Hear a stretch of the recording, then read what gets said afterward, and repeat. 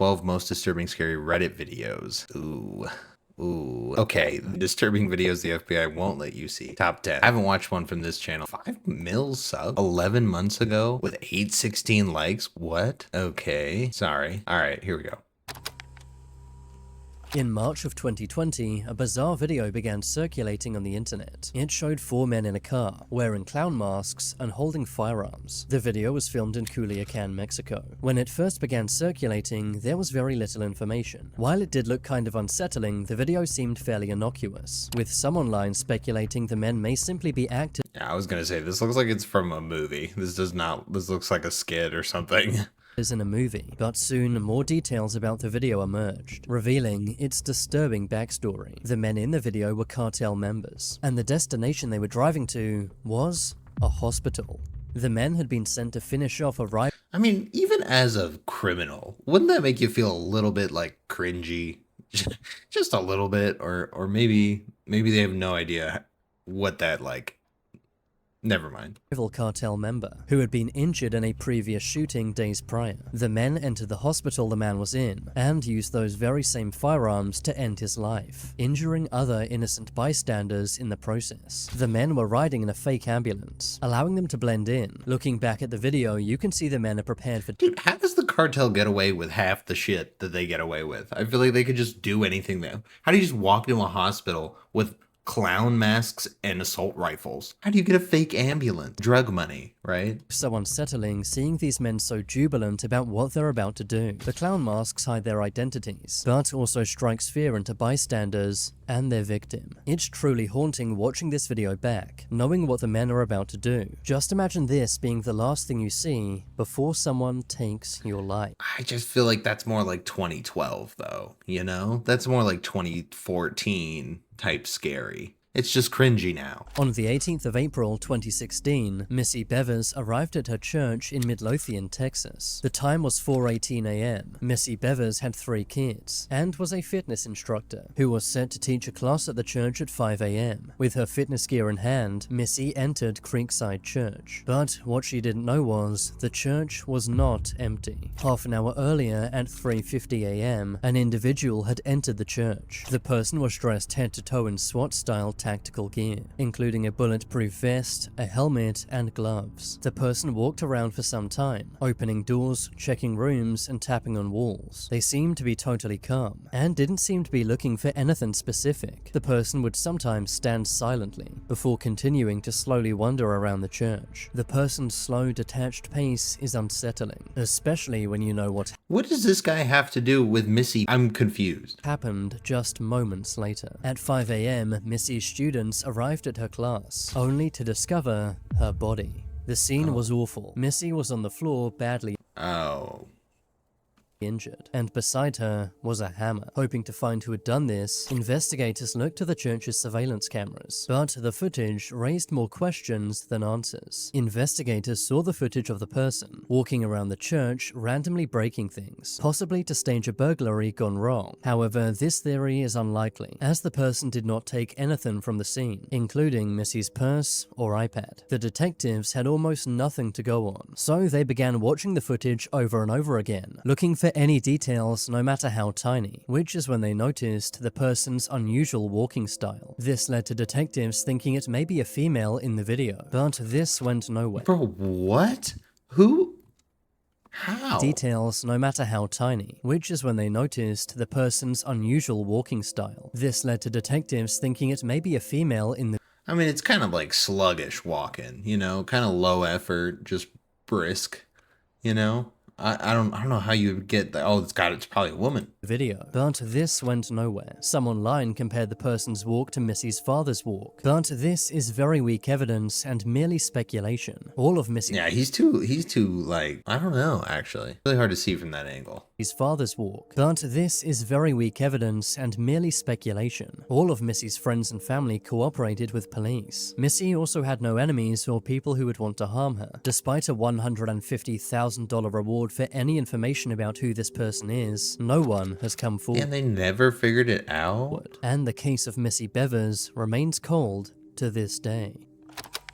Oh, wow. That's really sad. They know nothing? Like, really? I mean, the guy didn't even pull up in a car that had plates on it or anything. That's just, yeah, these are just straight up disturbing. Like, it's not, they're not like scary, really. 2019. 17-year-old Bethany Martin and her 16-year-old friend decided to walk to a gas station near to where they lived in San Antonio, Texas. On their way, the girls passed a drainage ditch, which is when they noticed a man. The man appeared to be leaned up against a wall, but his posture appeared unnatural, and he didn't seem to be moving at all. As Bethany and her friend got closer, they realized they had found a body. The girls called the police and were then sent on their way. It was a traumatizing experience, and when the girls got home, they decided to share their experience. Oh no, they're the TikTok girls. On TikTok. The girls set up their lights and with the necklace. They stole the necklace off the body. I've seen this video. Camera and filmed this video. The video showed the girls looking shocked, with text on screen saying, "Us remembering we found a dead body this morning." The video gave zero context, aside from the caption, which read, "I wish we were kidding." All Dude, I think they ended up getting charged for respect to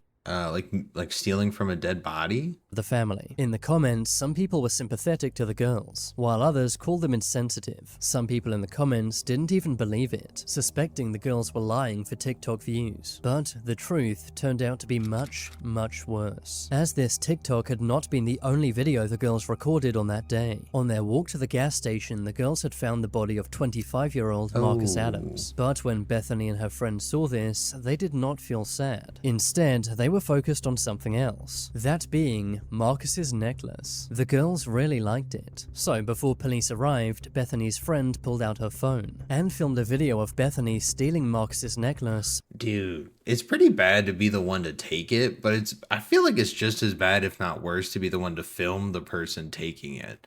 Like, you're totally just like going with it. Like, you're just as bad as them. It's crazy to find a dead body and not do what he said in the beginning. Like, oh my God, call the cops, blah, blah, blah. Like, that's the only thing that you could do. How do you not immediately think like, oh my God, a dead body? You're like, oh, a chain. What's wrong with you? Snapchat story. Oh my God, oh my God, oh my God. Ew, it was like a whole thing that you spent time on it. Oh my God, oh my God.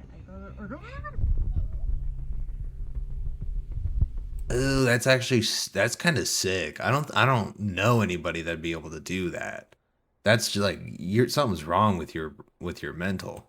It's so unsettling to see the girl's reaction to a body. Instead of feeling sad or Yeah. shocked, they decided to steal, filming the entire thing as if it was a joke, going on to post another video to TikTok to try and get attention and sympathy. As if that wasn't bad enough, watch the TikTok back again, and you can see Bethany's friend wearing the pendant that had been stolen from Marcus. It doesn't even look like special. Like, I didn't even notice, really. I thought the picture he showed was better. Like a gold medallion looking thing. But oh wow. I mean, Just hours earlier. Later that day, someone who saw Bethany's friend's Snapchat downloaded the story she had posted and uploaded it onto an app named Nextdoor, where some of Marcus's own friends and family saw the footage, many of whom did not even know Marcus had passed away. Both girls were arrested, but they avoided any serious jail time. The pendant was given back to Marcus's family. Shortly after her arrest, Bethany would return to TikTok, sharing her side of the story and saying she was the victim in this, saying that her friend had pressured. oh, and you're not even gonna like say anything. Like, you're gonna just do this stupid text crap. Like kids have no respect for that at all. Like, you're not even really. And is that like a shirt with the guy on it? Sharing her side of the story and saying she was the victim in this, saying that her friend had pressured her into stealing. Unsurprisingly, the comments were not sympathetic, and Yeah, psychopath behavior. Yeah. it seems Bethany did not learn from this at all.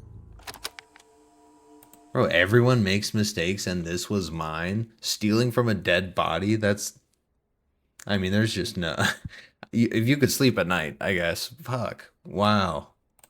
It's the 20th of May 2020. This is pretty good. I mean, I guess, it's a little easier than ghost videos, right?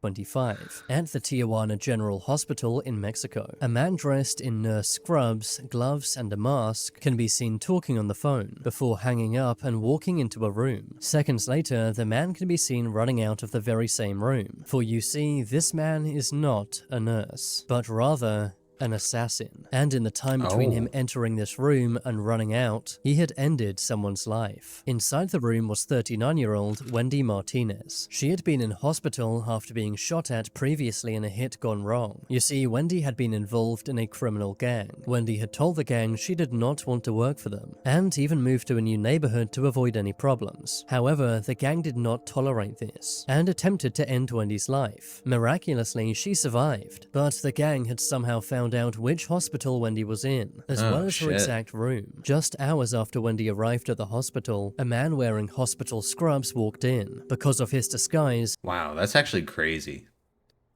That's really scary. he was not. I mean, the lengths they're willing to go, you know? I mean, that's further than... I feel like the police have gotten to a point where they're not going any further, you know, to like elaborate wise, like to do more things to get more done. And like that side, you know, the bad guys are like winning because they're like innovating, you know, like doing scrubs disguises. Come on, man. We gotta have stuff like that on our side.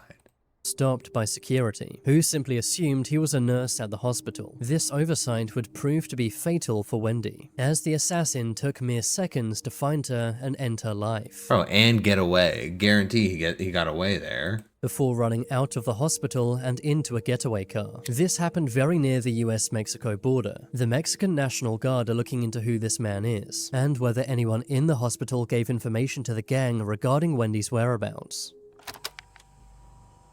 Bro, that's actually a good idea too, to like pretend you're listening to your phone so you can kind of like turn your head. Crazy. To the gang regarding Wendy's crazy assassin tech.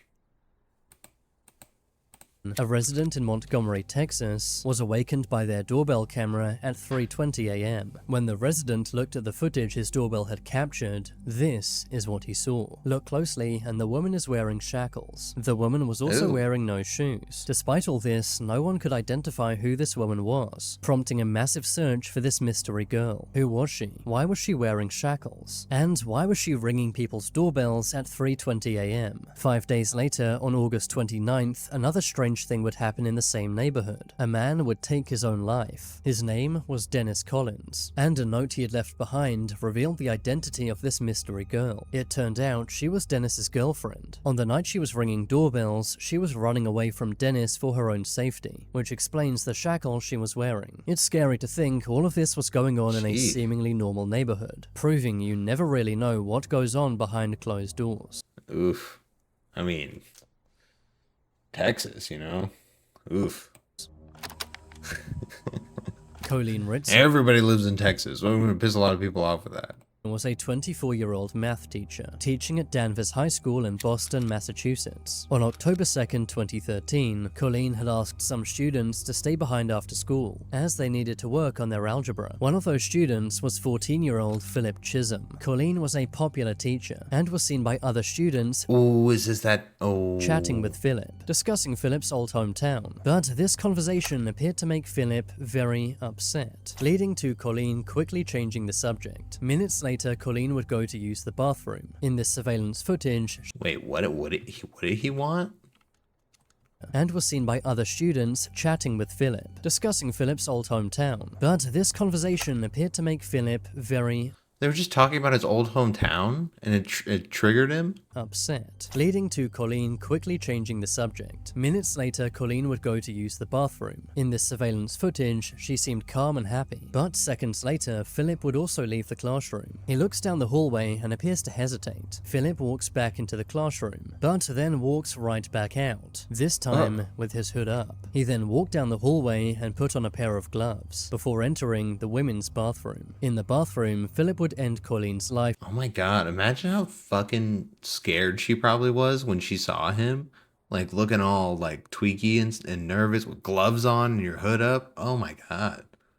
using a blade. 11 minutes would go by before Philip was seen leaving the bathroom. He would soon return with a large black bin, going into the bathroom and then back out. Philip would take this bin to a nearby woods, covering the bin with leaves. Philip then went back into the classroom, acting as if nothing had even happened. Took it to, just covered it with leaves? You just dumped a trash can with a body in it in the woods and threw some leaves on top? After Colleen failed to That's return home, crazy. investigators searched the school, where they discovered her DNA in the bathroom. This led to them searching the surrounding area, eventually finding her in the black bin, in the woods right behind the school. Thanks to the surveillance footage, Philip was arrested the next day. In court, Wow. Philip said he had been angered by a word Colleen had said. However, he never revealed what that word was. Just some word she said you had to kill her? Wow, yeah, you gotta lock that guy up. Holy. Philip was given a life sentence, with a minimum of 40 years behind bars. But exactly why Philip did what he did is still unknown to this day. Comment below which of these videos was Wow. the most scary. Dude, wow.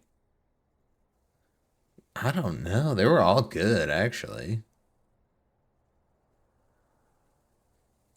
This one was like the most triggering. I was like most upset about that one, even though I've already heard it too. And it was like, I've heard about it. I didn't see like as much. But I'd say that was probably the best one. That was a good video though. Right. Next video is going to be disturbing videos found on the internet right now, volume 22. Mystery Beyond. I'm trying random channels just to see what's good. But yeah, that's this one. Slav Drzewiecki, known to those close to him as Radek, was a 29-year-old man living in Chesterle Street, County Durham, originally from Poland, and remembered by his family as someone who worked hard, cared deeply for those around him, and was preparing for a future with the woman he planned to marry. On the morning of March 29, 2016, just after 7:30 a.m., Radek left for work as he always did, riding his Kawasaki motorcycle toward the Houndsgill Industrial Estate in Consett, a short and familiar journey that gave no reason for worry, no hint that this day would end so differently from the others. Straight out the gate too?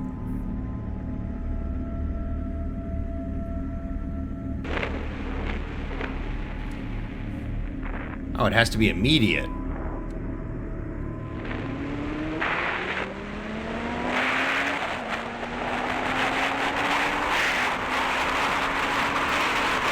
As he rode along the A693 road between Beamish and Pelton, his helmet-mounted camera recorded the journey, showing how carefully he approached each junction, slowing, glancing left and right, and only continuing when it was safe. Right. The small, routine checks that show a rider who understood the risks of the road. But as he drew closer to the industrial estate, the footage captured the moment when something unexpected entered his path. Something that no Dude, this build-up's killing me. Did we not just do all of this and now we're back at it again? amount of caution could fully prepare him for.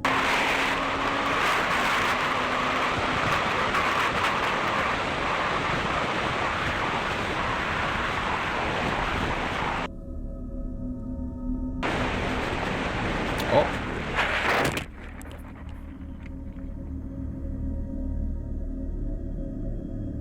From a junction up ahead, a Vauxhall Mariva, driven by a 46-year-old woman from Stanley, pulled out Ah, geez, not 46. Targeted.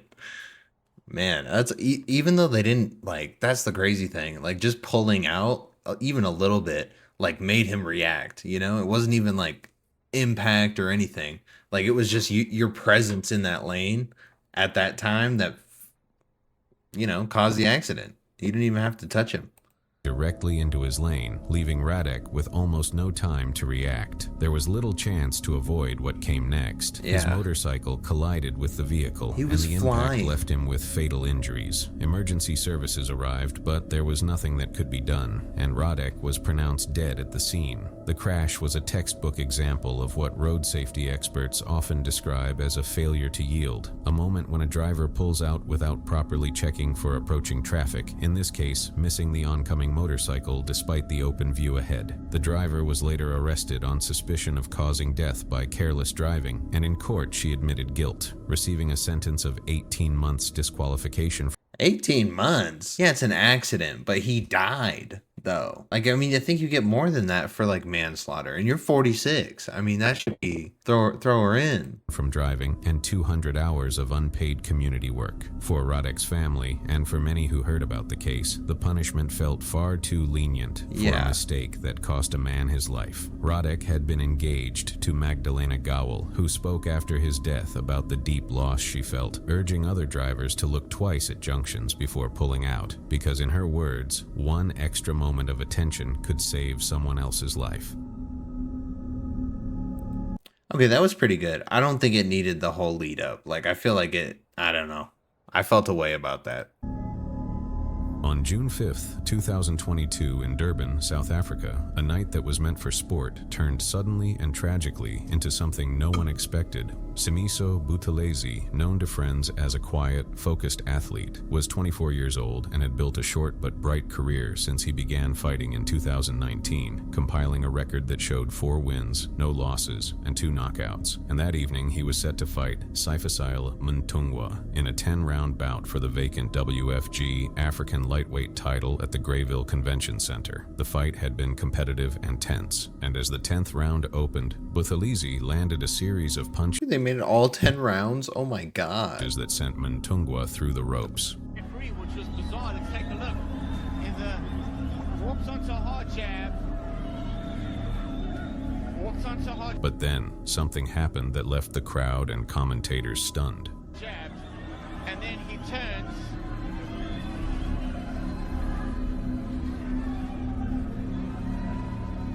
Oh. And then he looks at the referee like he carries on like he wants to fight. And he doesn't know Uh-oh. where he punches. He doesn't know where he is. Oh, dude, that's sad. This happened, Colin, almost 20 years ago between Okila Mlife and there we go. Buthelezi having... Yeah, look at his body reaction now, how he responds.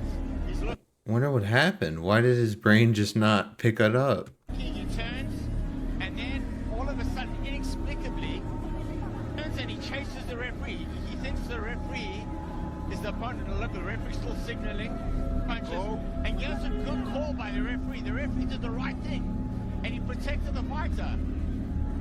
Oh. He's like, whatever. Oh my god. Is he okay?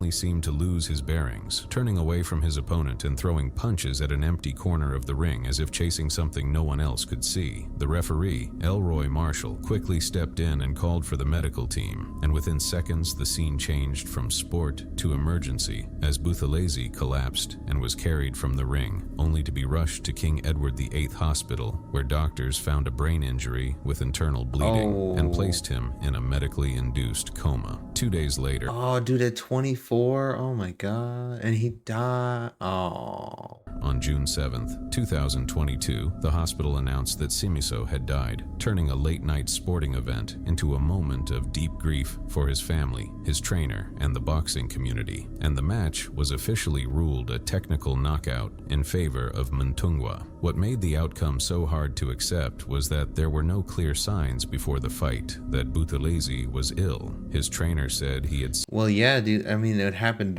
in the fight. I mean, you got smacked too hard. seemed strong. He had been competitive through most rounds, and nothing during the bout suggested the sudden collapse, which has left doctors, fans, and officials asking how a young athlete in good shape could suffer a fatal brain I mean, you're punching each other. I mean, even though you got the gloves on, it still hurts, you know? And then your head's getting jumbled around. Do we need more on this? I mean, he passed away. extreme weight cutting and dehydration may have made his brain more vulnerable. Oh, okay. Yeah, well, I mean, yeah, that's just boxing. I mean, boxing is a dangerous sport, especially like mixed martial arts. On December 6th, Distraction. 2017, at Jiangsu Provincial People's Hospital in Nanjing, China, something deeply unsettling happened inside the hospital's parking area. This was not a regular open parking lot, but an automated carousel system, often called stereo garages or mechanical lifts, which are common in China's crowded cities where space is scarce. These structures are built to maximize parking efficiency. Oh, it's like a Carvana vending machine, but a parking lot. efficiency, operating without attendants and using elevators to move cars between different levels, but most of them lack strong pedestrian detection features. That morning, a woman estimated to be in her 30s or 40s was walking through the parking area while looking at her mobile phone, where this happened.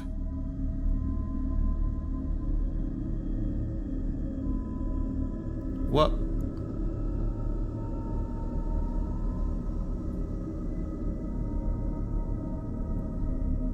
What happens? The floor goes up? Oh. Oh. Oh my god, I would fucking panic right there. What do you... Do I stand still? Should I have been on the side? Like, oh my god. Oh no, it's gonna load the car right into her. Jump on the car.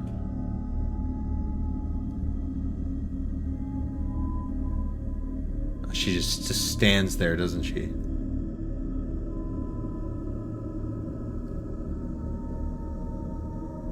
She didn't see the car either. She was just straight walking forward. What are you doing? Pay attention.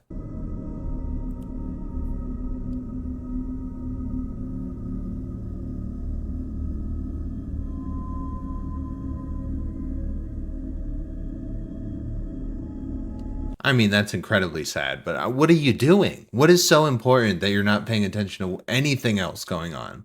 I mean, even when you were there, you were still looking like you were lost and on your phone or something.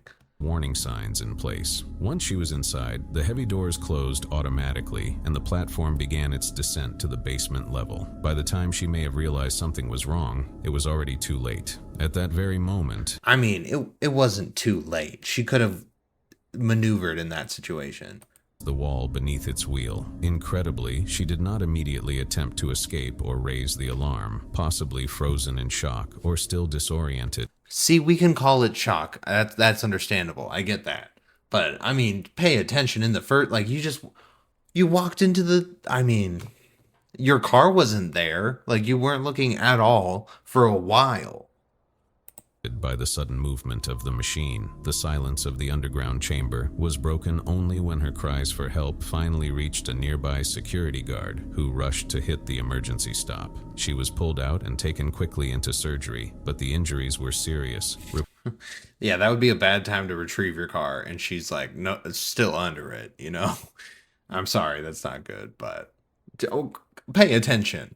Reports noted a broken leg and trauma to her ankle, though she somehow managed to survive. She's fine. Afterward, much of the public reaction focused on her distraction. Many argued that she should not have been looking at her phone in such a dangerous environment, but critics of the parking system pointed out something else, that no one should have been able to enter the lift in the first place. Okay, yeah, but then it's going to make it not a good system, because there's stupid people like that who ruin it for everybody else, and then you cause more obstacles for people that aren't trying to be on their phone walking into it. You know what I mean? Like, you're going to ruin it for everybody. And then, yeah, you got all the you guys that would do what she did will blame everyone else. When it's like, I'm sorry, y'all are the problem, though. Like, if you're that distracted and you're not paying attention to any person at all, not even your own safety. So, no, like, you're a reckless human being. You shouldn't be with the rest of us. Like, if you're not going to pay attention to the surroundings and society, and all of us are doing the same thing, you shouldn't be part of it then. I just think if you don't want to be part of it, don't be part of it. And that the machinery should never have continued to operate with a person inside. There were no barriers, no sensors, and no fail-safes to prevent exactly this kind of event. No, but we're acting like she was like a 60-year-old elderly woman that wandered in there. That's not that. She was like 30. She was like 30. Like early 40s, if we want to be generous with it. Like, come on. She had the wherewithal to be able to survive that situation. It wasn't tragic. It wasn't a disaster. She could have fucking been fine. In the end, she was fortunate to have lived through the accident, thanks only to the guard who acted quickly after hearing her cries. But even though machines are made to help us save time and space, if someone gets distracted for just a moment, or if a safety step is forgotten, a terrible accident can easily happen.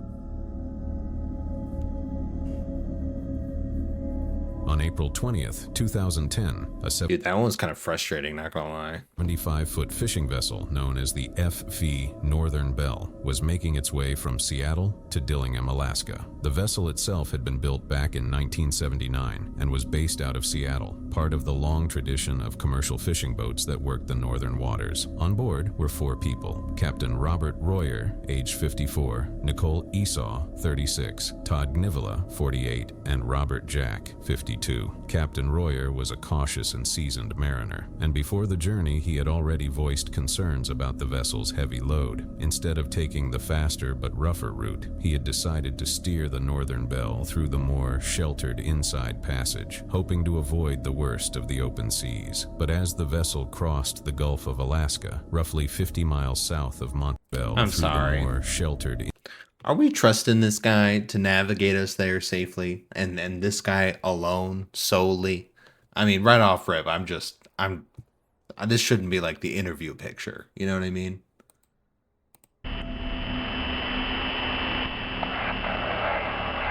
Mayday, Mayday, Mayday.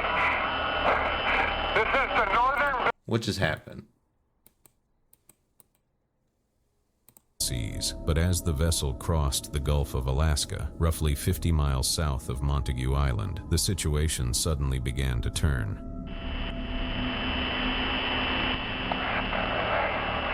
Mayday, Mayday, Mayday. This is the Northern Belle. We are at 59 degrees, 10 minutes north, 146, 47 degrees west. This is the Northern Belle. Mayday, Mayday. What? Roger, I understand the vessel name is Northern Belle. Break. Vessel Northern Belle, this is United States Coast Guard, Kodiak, Alaska, communication station on 4125, over. Here's Coast Guard, Northern Belle. Go ahead. Vessel Northern Belle, this is ComState Kodiak, request to know if you are in need of assistance, over. Absolutely, we are going down. Vessel Northern Belle, this is ComState Kodiak. Roger, understand you are going down, request to know persons on board, over. We have 4 persons on board. We are getting in a life raft Wow. here. We're going down. Vessel Northern Belle, this is ComState Kodiak, request you say again the persons on board, over. The boat developed a sharp list to starboard, and at the helm, Robert Jack noticed the bow lifting unnaturally as the stern sank lower into the sea. He called out to the captain, and within minutes it became clear that the ship was in mortal danger. Oh. The Northern Belle capsized in less than 3 minutes. Investigators would later conclude that the vessel had been overloaded with too much weight toward the stern, leaving it unstable and vulnerable to swamping. The That's what I'm saying. Like, that's the guy we were trusting to get. I'm sure he can drive the boat. Right? But does he cut around the edges a little bit just based off appearance? Yes. Okay. Yes. crew managed to put on their donned survival suits, and Captain Royer rushed back into the wheelhouse, but the emergency position indicating radio beacon was not functioning, leaving him no choice but to use the VHF radio to make a Mayday call. He reported the position, described the vessel, and confirmed that the crew had gone into the water. It was the only link between them and the Coast Guard, and it came at the cost of precious time. Even as he gave details of the they vessel's all color live? and length, his voice was suddenly cut off. That was the last transmission anyone ever heard from the Northern Belle. The crew attempted to launch their life raft, but in the chaos it drifted out of reach, leaving them no choice but to abandon ship directly into the 40-degree waters. The tilt of the vessel made everything more difficult, and as Captain Royer tried to follow his crew into the sea, he was struck in the head, possibly by a piece of equipment, and was lost beneath the water. The others, Jack, Esau, and Gnivola, clung desperately to survival, spending more than 3 hours in the freezing Gulf before being rescued. rescued. At Okay. 6:40 that evening, a Coast Guard C-130 spotted them, dropping life rafts and directing a Jayhawk helicopter to pull the survivors from the water. And the other guy was already dead. Dang, that's so sad. We have 4 people aboard. That is 4. Vessel Northern Bell, this is Constant Kodiak. Roger, understand you have 4 persons on board. Alright, I think I'm done with this video. Wait, what? While the captain's dog, who had also been on board, was never found. The Coast Guard... Oh, I didn't need that. Okay, well now we're just, that was good video altogether, but that end part we didn't need.